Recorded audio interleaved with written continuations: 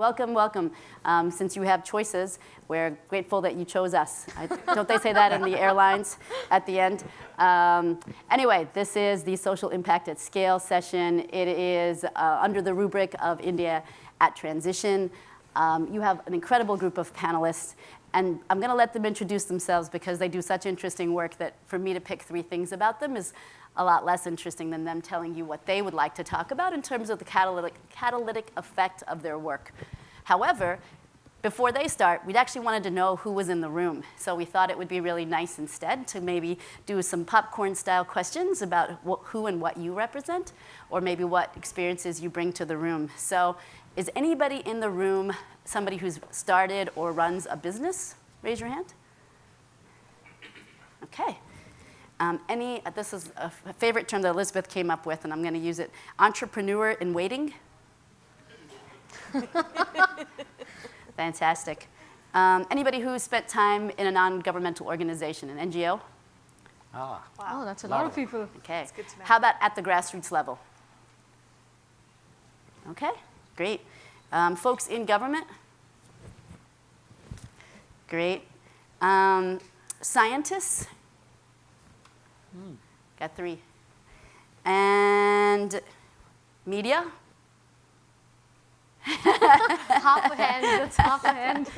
Anything I missed? Something that you'd like to have a voice into the room that's represented? Think tanks. Think tanks! Sorry, There Rick. you go. I had to put you in all those categories. Students. You're a scientist as well as a business owner. Students! Thank you. Students, raise your hand. Georgetown student? Yay, okay. Fantastic. Well, okay, welcome again. So, you actually don't need much background on me. I actually think Irfan made a mistake. I know India. My sister knows social impact. He put the 2 of us together and put me at the social impact at scale session. But what I am good at is keeping things moving. I will keep time. And I have a few questions, but I'm particularly excited to have you hear from the folks to my left. So let me go ahead and start actually with my person to my left, Elizabeth Vasquez. And I'll have her tell you a little bit about the work that they're doing at We International, but also We Connect. Sorry, missed that. And also a little bit about sort of what catalytic effect she thinks it's had on especially women in the world. Great, thank you so much. I'm really thrilled that I get to be a part of this conversation because I know I'm going to learn a lot, and I hope it's very interactive. I run a nonprofit called We Connect International. It's a bit of an unusual nonprofit because it was created by the world's largest buyers. So we work with corporations, the biggest ones, the ExxonMobils, Walmarts, Marriotts of the world, that have over $1 trillion in annual purchasing power. And they spend about, would anyone guess what % of that is with women-owned businesses? If women are 1/3 of the private businesses, they're half the population, they make 80% of the consumer purchasing decisions. What do you think they would be in terms of suppliers? What percentage of the spend do you think corporations or governments would have with women-owned businesses? 70, I heard? 20? 20? 5? Okay, so we're baselining globally at 1%. Oh, wow.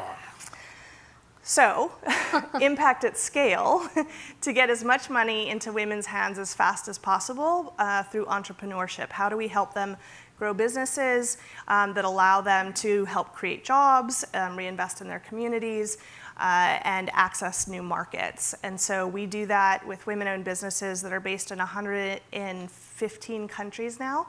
And we can actually certify that these are women-owned businesses in 45 countries. And so the whole point is to make it easier for buyers and sellers to find each other. This is not at the expense of male-owned businesses. Men can still be a part of the business, but we just don't have enough women-owned and controlled businesses that are in the supply chain. They're basically invisible. So that is what we do and why we're trying to do it and how we're doing it at scale. Nice. Prerna? Yeah. Hi, everybody. I'm Prerna. And I run a data firm that works at the confluence of impact, technology, and policy. And it's called Outline India. And I'll just give you a little bit of a backstory as to why I set up the firm, right? going into stereotypes to say Indians are wonderful at numbers and all things analytics, right? And this is, there's this fact that I like to, bring up every time I'm at a conference or giving a talk is, some of India's problems are more basic than one would like to imagine, right? I mean, there are these conversations that we have about AI and ML, and of course we need all of that, but, a majority of India still lives in its villages, right? About 70-75% of India still lives in its villages.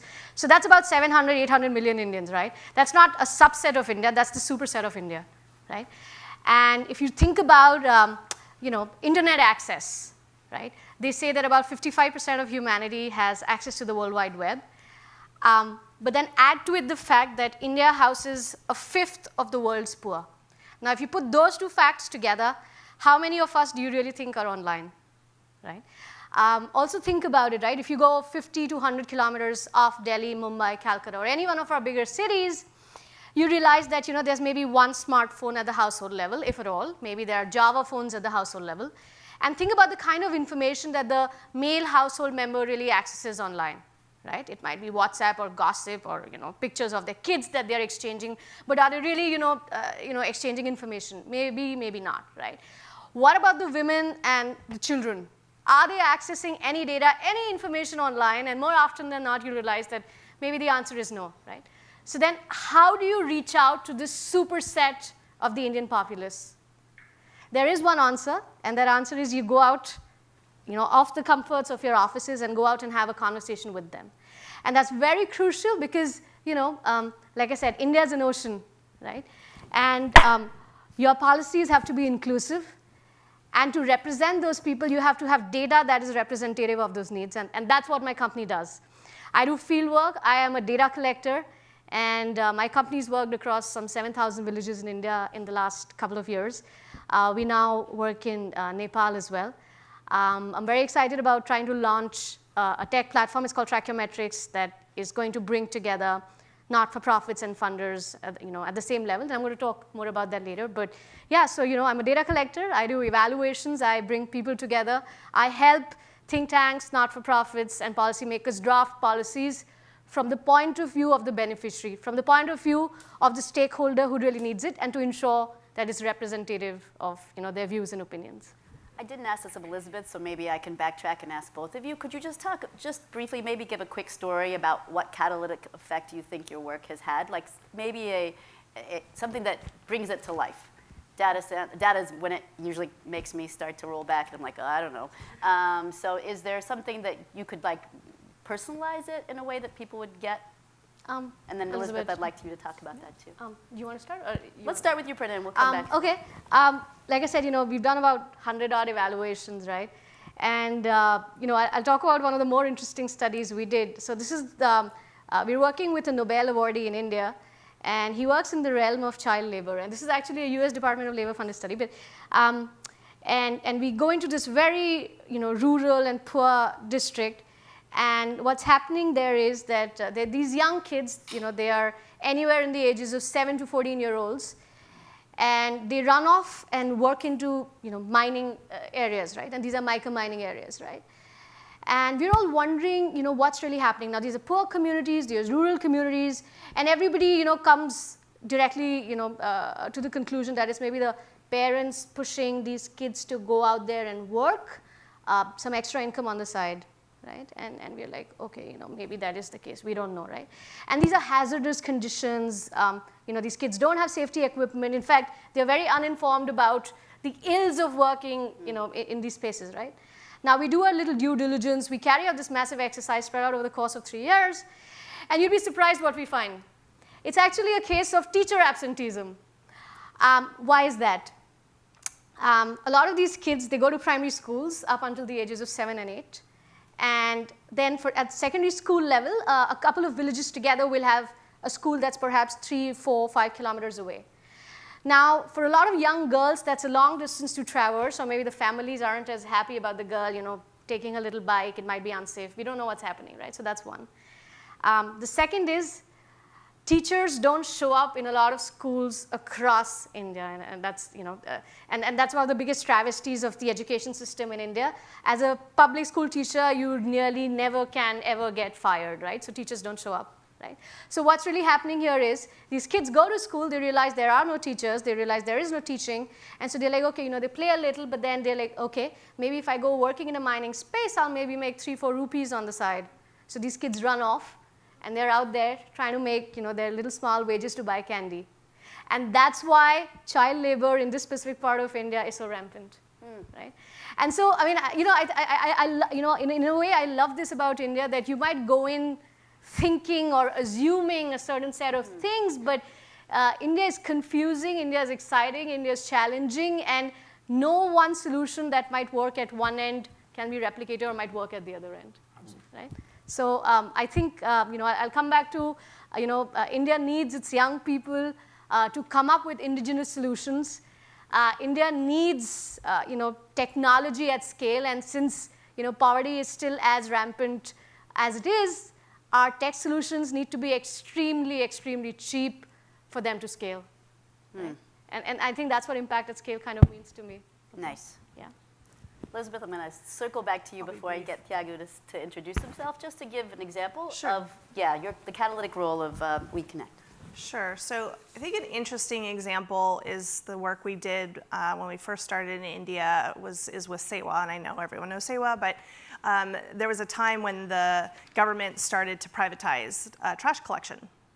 But there were women who, for generations, collected the trash, recycled it in certain ways, and sold it, and that's how they made their living. Most of these women are illiterate, innumerate, but really smart and really entrepreneurial, and they work very, very hard, and they're very passionate about their work. But all of a sudden, they were not allowed to do the work that they've been doing their whole life and that their parents have been doing and their parents had been doing.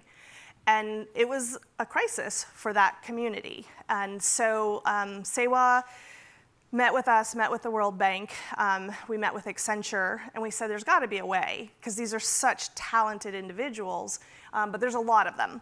And we need something now, not something 10 years from now. So we said, okay, let's take the skills that they have in working with recycled paper, recycled materials, and let's see if there's a market for products. So starting with Accenture and then working with other corporations, we just started to ask, what are the types of things that you need? What is it you actually buy in India? And if they could produce to scale and they could produce at the quality, meet the health and safety standards, what is it you would buy? And so we took that information, and so starting with the buyers, and then worked with the women business owners to take their deep knowledge in this space to build and produce all types of recycled paper materials, pens, notepads, office products of all sorts, of very, very high quality, but with recycled material and things that had an impact.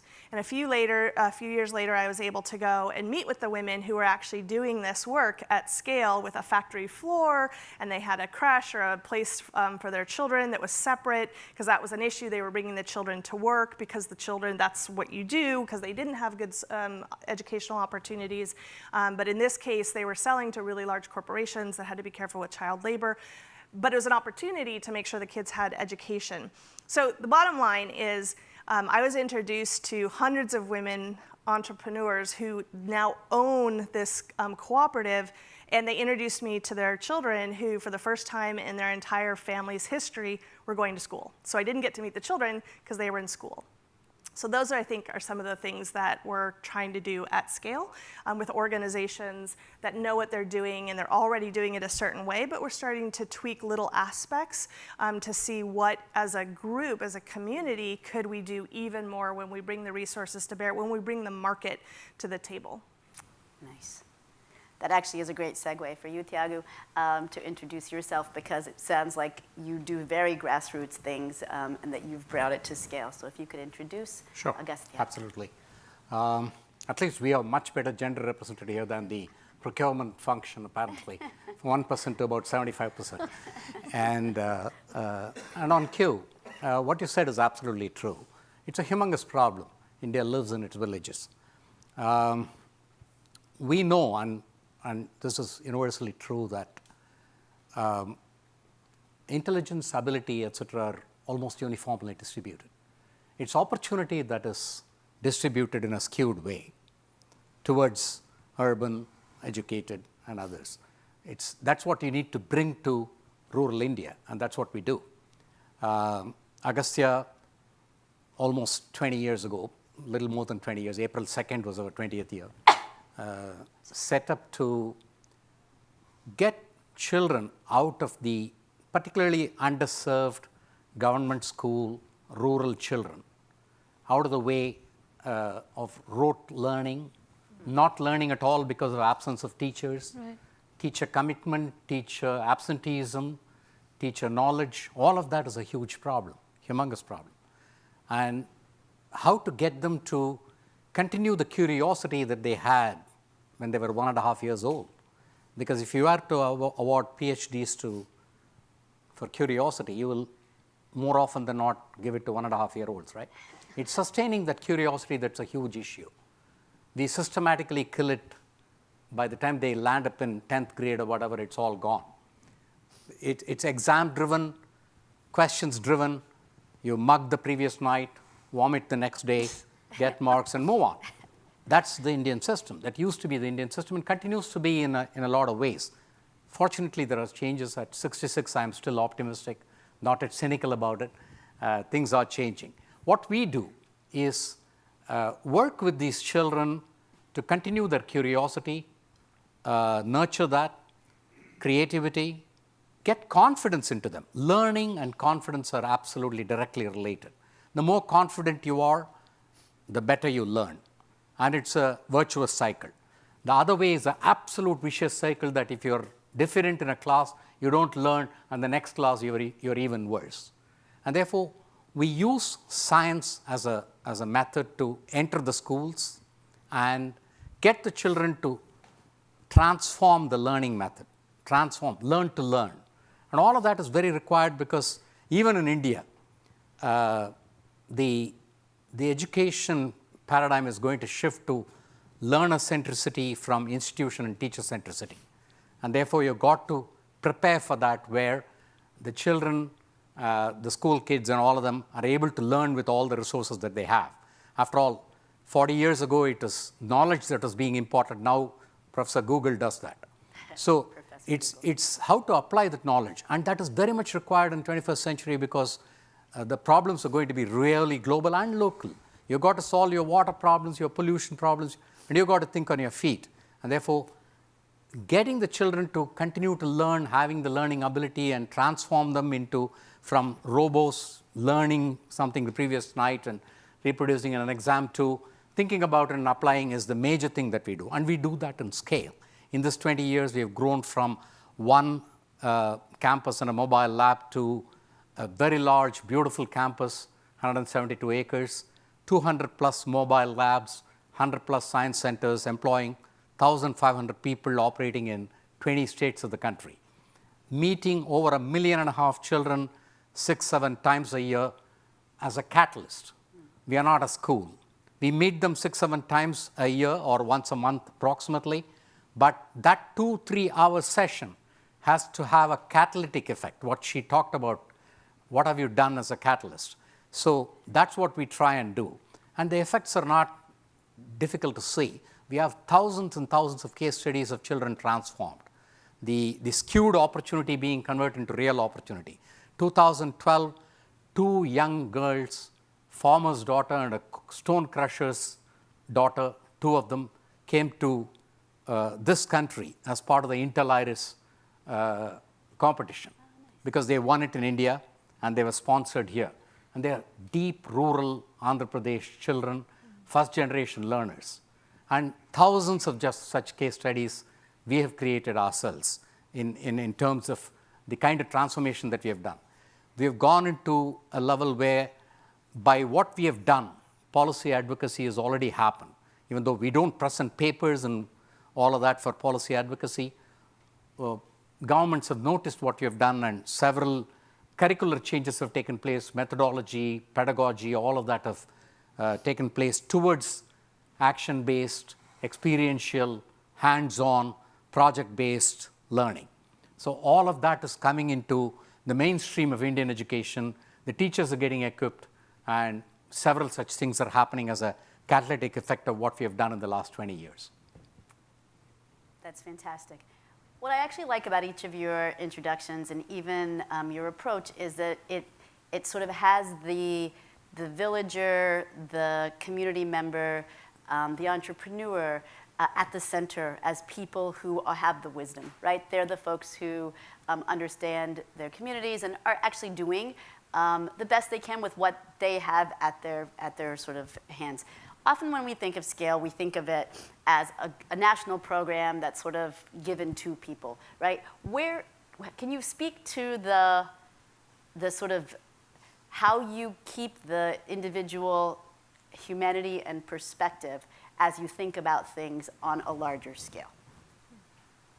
So to us, replication is far more important than scaling. Okay. Scaling tends to belong to an institution. You often refer to scale as, have you scaled? And it kind of gets intertwined with the same organization. Replication would mean a movement. It means even without me, that can take place. It means I have created a change in the society that other people can carry it forward, which means I disintermediate myself in a business language. So that's what we try and do. For instance, I don't hold back any IP. We have thousands and thousands of models and pedagogical lesson plans and all of that. We are happy to give it away as long as somebody would do it the way we will do it to make the change happen in their village or their community. And so we don't hold back on that. We work a lot with teachers who have the power to transform hundreds and hundreds of children as compared to one or two that we can do. So the humongous problem can be solved by empowering others and making this force multiplier effect, as they call it. So that's what we try and do and make sure that the message spreads. The vision and mission is intact, but it's not necessarily Agastya that's doing it, but a lot more people are doing it the Agastya way. So that's the movement that we're trying to do we have 3 different legs to do all of that, and that'll be a long story to speak about it here.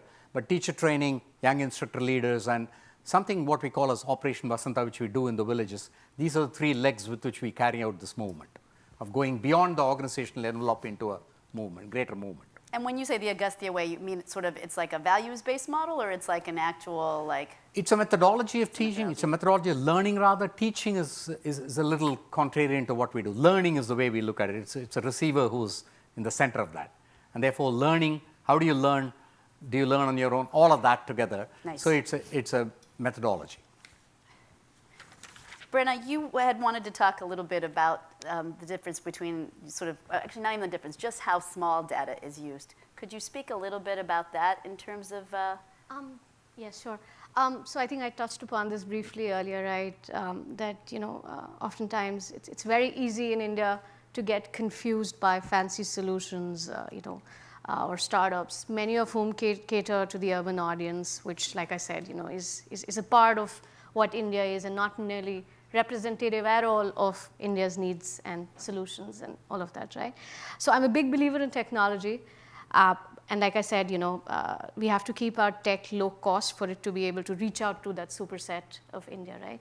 I'm just going to take a couple of examples, right? So I was in Bihar about 2 years ago, and I walk into this clinic, and there's these 5 people, lying flat with saline injections, right? And there's this guy standing there, and the so-called doctor. And I asked him, what's really happening, doc? And he said, I'm giving them injections. So I said, you're a doctor? He said, no, I'm technically a painter. This is the off season, so I'm now back in the village for the next 5 months, and I'm playing doctor, right? And so, something that a lot of startups have now tried to do is, set up a telemedicine system wherein, irrespective of who you are and what you're up to, maybe you can make a phone call and, you go step by step and still give out some degree of primary care. That might actually work, for certain subsets of the population, right? So I'm not saying this is the perfect solution, but it might cater, to some, parts of the problem, right? There's this other startup, that's come up with this little bangle that costs 40 rupees, and it's geared towards pregnant women. So when they cook by these fire stoves, these chulas that emit a lot of fumes, if the woman's ingested X amount of fume, the bangle will go off, it'll beep. So that's like a sign to the woman that, listen, you need to now move away, you're pregnant, right? And it's very low cost, very cheap, right? So my point is that, India really needs to start, really needs to start moving away from copying some of the ideas that might be rampant or dominant in other parts of the world and develop indigenous solutions that cater to this superset, right? For instance, I believe that data, technology, and impact will be the 3 key words that take us everywhere, right?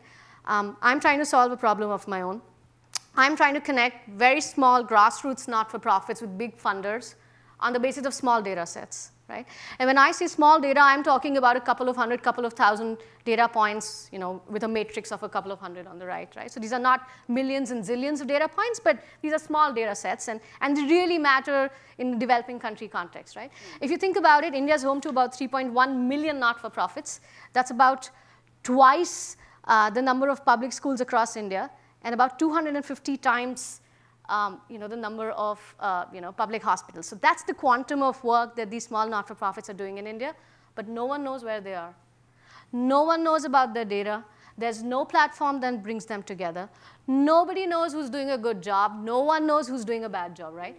And when a funder comes in, it's always the same 100, 200, 300, 500 that repeatedly get funded, whether they're doing a good job or not, right? So what I'm trying to do is I've compiled, collated a lot of assessment tools that exist open source, link them to indicators, UN indicators, et cetera, and I'm saying, you know what, if you're a small not-for-profit, log on to my platform, access this data, access this information, build your own assessment tool, build your own impact metrics, and then we will connect you to potential funders. At the other end, I'm saying, if you're a big funder, you're based in DC, but you have grantees in Africa, South Asia, et cetera, we'll help you engage with them. We'll help you not just monitor their work, but we'll help you connect with them so you know what's really happening with the grassroots beneficiaries. And if your current list of grantees aren't doing a good job, maybe you can bring on new ones. And we'll be that catalyst. We'll be that platform that brings these 2 parties together. We're going to try and create a level playing field, right? One of the problems I've had with the development sector is for-profits being looked at as a dirty thing for the longest time. I think that's a big problem. I think the development sector even more now needs organizations to compete. We need our solutions to be sustainable, right? And our hybrid models, whether they are startups, whether they're data-oriented, or whether they're technology-oriented, will play a very crucial role in for some of this to happen. Yeah? That's amazing. And this is metrics is what you're talking about when you talk about. Nice. Cool. Assessment tools for small organizations to access big funding. I like it. Segue. Well, I agree. I fundamentally agree that the people have the solutions wherever it is. They don't necessarily have the resources to be able to implement the solutions, but they know what the problems are fundamentally. And this isn't, I think of all the underutilized communities, and every country is different in terms of sometimes it's based on rural, sometimes it's tribal or ethnic, sometimes it's LGBT. It's always women in every country. But whatever it is, people with disabilities, these are folks who have had a unique experience, who have unique solutions. And as it turns out, their solutions usually make the world a better place. Their communities get better for everyone. But they need to be able to have a voice. They need resources, and they need to be able to have the partnerships to be able to implement those solutions. And so for me, I personally, this issue of scale, getting as much money into the hands of women around the world as fast as possible, is because I know they have really, really good solutions, because they are the ones on a day-to-day basis that are securing the food and the fuel, and dealing with the infrastructure and housing and healthcare and education. And they know where these systems work well, and they know where these systems don't work well, but they don't necessarily have the ability to implement the solutions. So I think fundamentally, it has to be given to the people of whatever community we're working in, and then if they decide they want support, then they invite others in to support that. So I think that's the only way it's going to be sustainable, scalable, and relevant for the people that need it most. My last question, and then I'm going to open it up to all of you, and I'm going to ask you to ask questions by some of our cool categories. Like, I'm going to start with the students, so think of your questions first. So as I think about India and transition, one of the things that in the roles and the capacities I've sort of been in most recently is sort of this youth explosion. The idea that India is about to, or is already, but definitely even heading in that direction in terms of 500 million people who are under the age of 35. How does that impact the work that you are working on, and how are you partnering with this sort of new generation to be able to achieve the outcomes that you want, the change in education, the fact that women maybe have more power and more money at their access, and even the way that they would use data. So if you could speak a little bit to the way that you're engaging with the young. Let me give you a small story. One of our major sponsors is a gentleman called Rakesh Jujunwala, reasonably well known as a savvy investor in the Indian markets, mostly. And he invested, and he says very clearly, I invested in Agastya, not necessarily gave money to Agastya, not that he expects a return. He invested because the 500 million people in rural India are going to create the next wave of prosperity for this country, and that is important for my markets. So it's very savvy investing, according to me, because he's investing in tomorrow's people. And that's exactly what we need to look at. We have to create a society which thinks on its feet and create solutions. And that's the reason why we're in the higher order of things in Agastya, not just literacy, numeracy, attendance in school, dropouts, and all of that. A lot of people are doing great work in that area, but we believe that we need to go a little higher up and making them transformative, get them into solution mindsets, design thinkers, project-based, solution-based kind of people who can carve out solutions for their future as they go along. And if you can do that in scale, you really have a country that can move ahead with this huge demographic dividend that you're talking about in terms of numbers, young people numbers. Are you overwhelmed by the numbers coming through? Is it 1 million people enter the job market every month? Is that? Yeah. But I think it's possible. As she said, if you create indigenous things that you leave to them to do, things can happen. So I don't think it's a very overwhelming thing. It's doable. Yeah. Prerna? I think we are becoming more open-minded, right? I think the younger generation is far more accepting of careers and career trajectories that were hitherto considered, alien or not cool, right? I mean, I'm a data collector, I'm a field worker, right? I mean, that may not be very cool according to a lot of standards, right?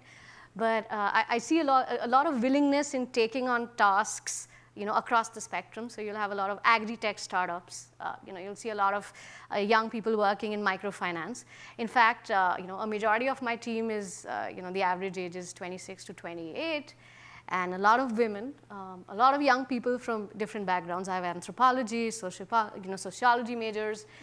And everybody does want to do their own bit. People want to figure things out. There's this, the other change I also see is, a sense of pride in, an acceptance of who India is and what she is poised to be going further, right? So of course there's this story in the West and, and everything that the West is privy to. But I think Indians realize that, the interesting point we are at, no matter what you do, if you can sort of contribute even, in a small capacity, the delta is so high. Right? If I can set up a small data startup and I can work in 7,000 villages in 5-6 years, the delta is, the change that I can perhaps create is so much more higher in India than in any other country across the world, right? Demand side is never a problem. Right, right. I mean, the delta is so high and, you go to bed a very happy person, right? So, I mean, and I think a lot of people, young people see that and, that's incredible. I'm also super, super excited because the mindset of most of the young people that I get to meet around the world is just fundamentally different. They are not looking for their next job, meaning the job that they're going to have for the next 20 years. That doesn't even occur to them that they're looking for a job that they're going to be able to stay there and survive and climb a ladder for 20 years. They are so entrepreneurial and they are so intrapreneurial. And they know that they're going to go in and out of the gig economy while having maybe a first job, while eventually starting a business and then moving on to their third business, while also sometimes having a job to pay the bills as you do startup mode. And they are so conscious of social impact. They do not want to be in a business or start a business that doesn't have some type of impact on the environment or of people. So I am super, super excited. And it is overwhelming, but not really, because whenever there's a problem, that is a chance for entrepreneurship, right? So we have aging populations of people who have all this experience and all this wisdom, who don't want to retire, but they don't necessarily want to keep doing the same job. So how do we link up all of this knowledge and experience with this passion and entrepreneurial spirit that the young folks feel, and then everyone in between, so that everyone is benefiting from what everyone brings to the table? So this whole broader conversation of inclusion, really, right? All these different experiences are needed to have a world tomorrow that is much, much better than the world we have today. Nice. Broader conversation of inclusion. All right, students. We could start with the two women, second and third row. Hi, my name is Kajal, and I'm a student at GW, about to graduate soon, and a big fan of your work, Prerna. I've been following it for a while. My question is, why, not why, but how, as like working with data, do you help, whether it's like firms coming to you to help design a project, or whether it's, governments who are coming, for your input in designing some policies. How do you, as like a data firm, help them be more outcome-oriented versus output-oriented? Because a lot of times, grantees say, oh, we'd like to build X, we'd like you to help us build X amount of schools with this amount of money. But then does it just stop there? How do you help them ensure that, the actual goals of, setting up infrastructure or giving facilities are met? And let me take one more question right behind you, and then we'll have whoever it is answer those. There's one right behind you. Hi, my name is Camila, and I'm a graduate student here at Georgetown. My question is, can you talk a little about how the CSR law in India changed your work and how effective it has been? The CSR law. Okay. I can take that. We have two questions on the front row that seem like they're burning, so let's try those two, and then you guys, you'll remember your questions, right? I'm writing them down too. Okay, very difficult question, okay? I don't have the complete answer to it, but I think what my firm might help them do is get a reality check of what might work and versus what might not. Like I said, in India, you go out there with a lot of good intentions, and it will be a very obvious solution, that if you give out mosquito nets, the incidence of malaria will fall. But that doesn't happen, right? India is a country of oxymorons and of interesting challenges, and challenges that will vary across villages or districts or blocks and different states, right? So there are these microcosms wherein some certain solutions might work, wherein others might not. So I think the USP that my firm or my team might bring to the table is that we spend a lot of time with the community. We spend a lot of time on the ground. So anybody you're having a conversation with is actually somebody who's also going to go on the ground and talk to stakeholders. It could be a young kid or a mother or a government bureaucrat.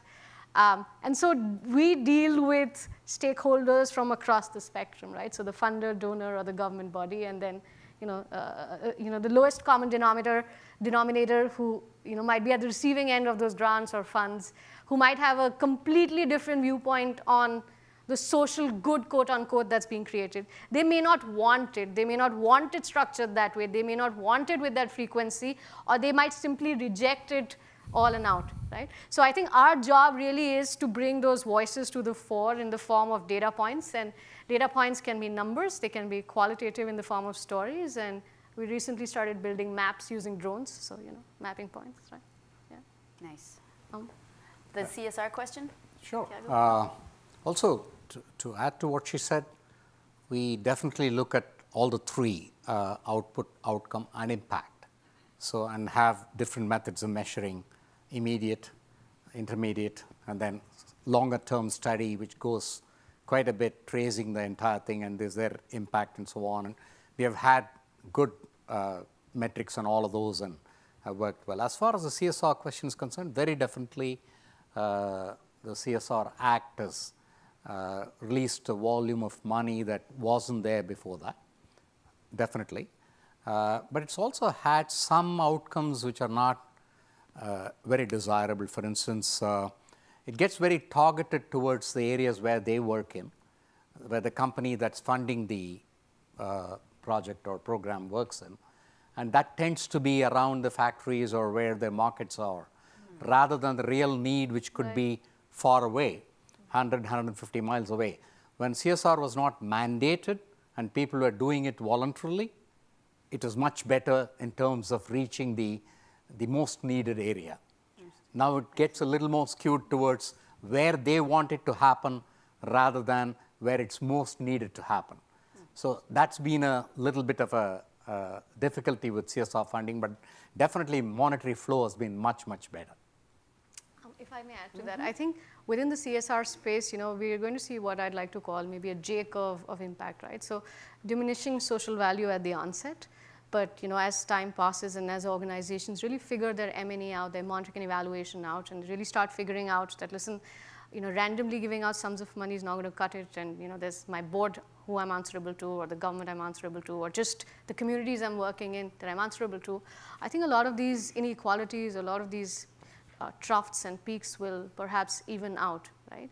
And that's going to be simply because we see a surge within the M&E space in India. We now see so many dashboards that have come up that help these CSR organizations track their spend. And this is not to say they're good or bad, no judgment, but we definitely see a move towards tracking some of this money or trying to create actual impact, or so it's become a part of everyday conversation, right? That within teams, within firms, whether it's teammates spending time with the community or just spending money under the guise of marketing. But I think it's a step towards the right direction. Give it a few years, and we'll start seeing how these things pan out. I'm a first year MBA student here. Hang on, he's going to fix it for you. It's already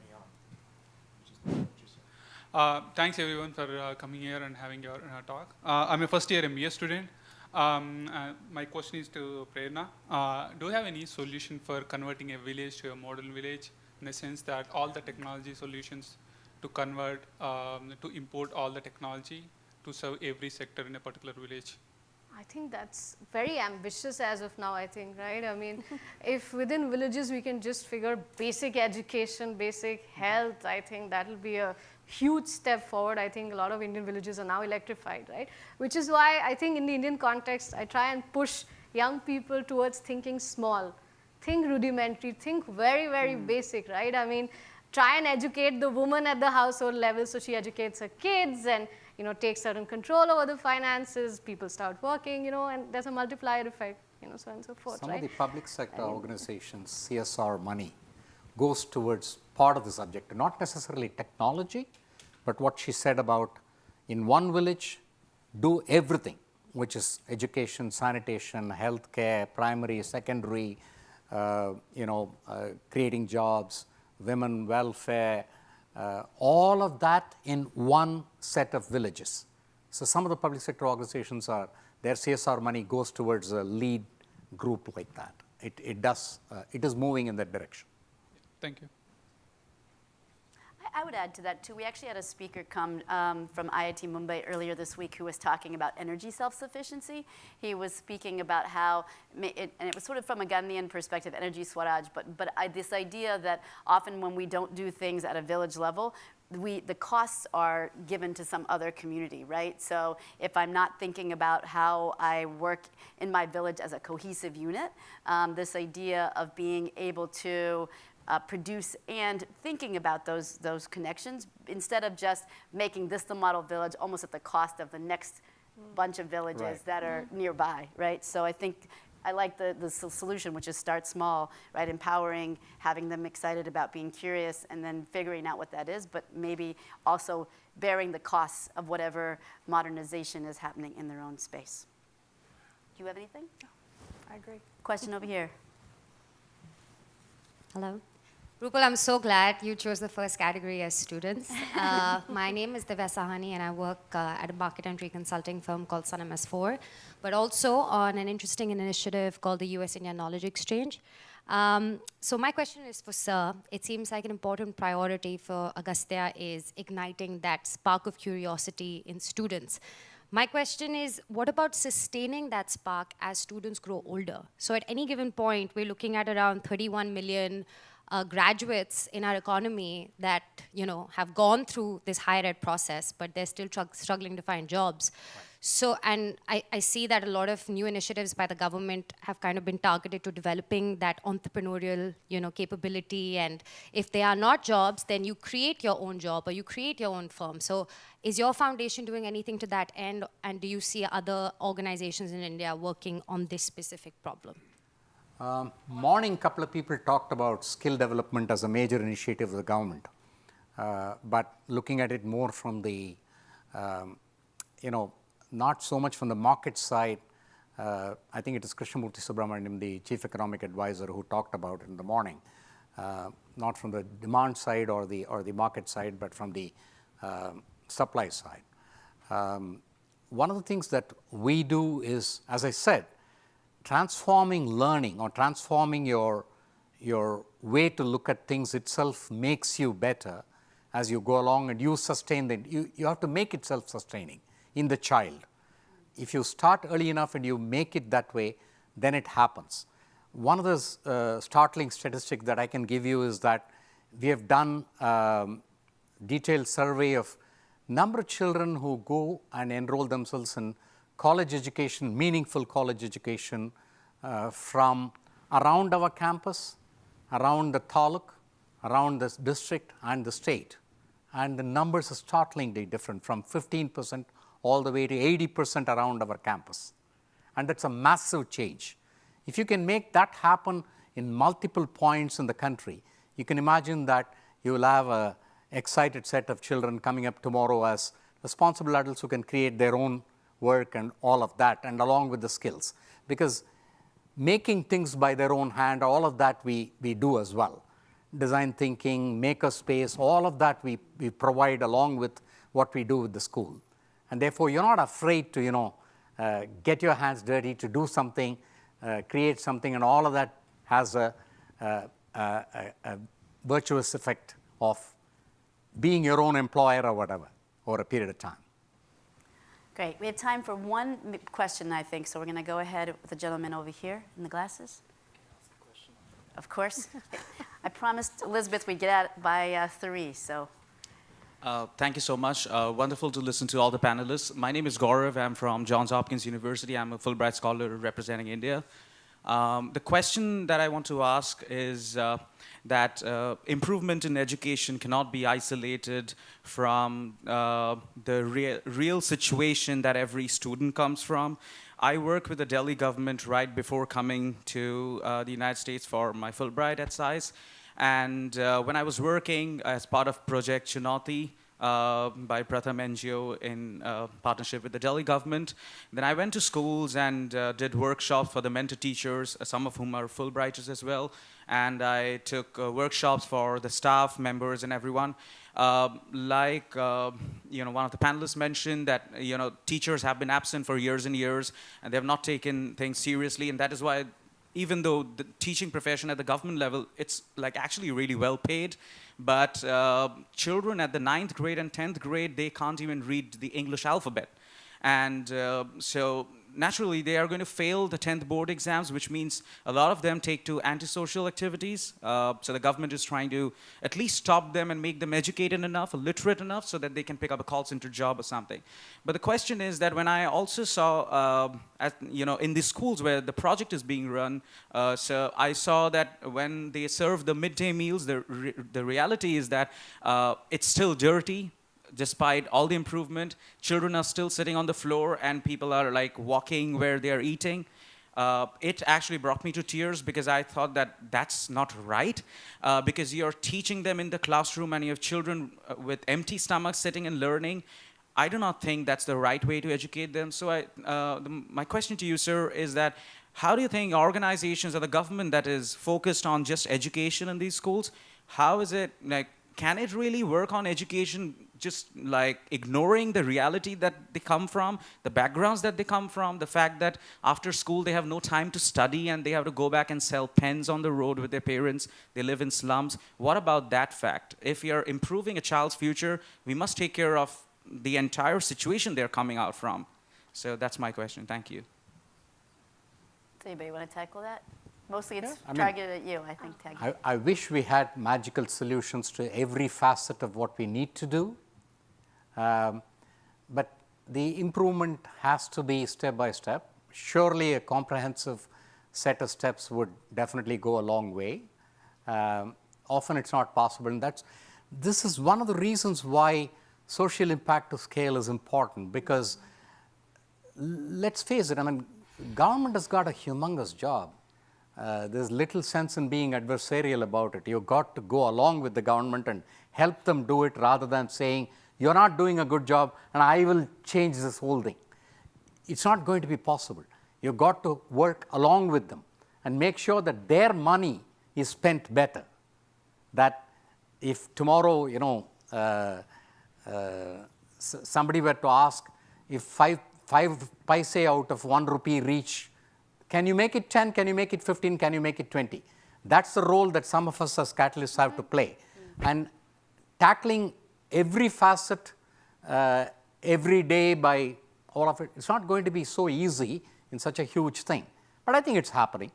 While hygiene may not be that great, at least the midday meal is happening. Somebody is thinking about breakfast first and then midday meal. There are people who are thinking about it, about your empty stomach comment. And I think Swachh Bharat kind of a thing will, over a period of time, make sure that hygiene and other things will happen. It's slow, but I think it will happen.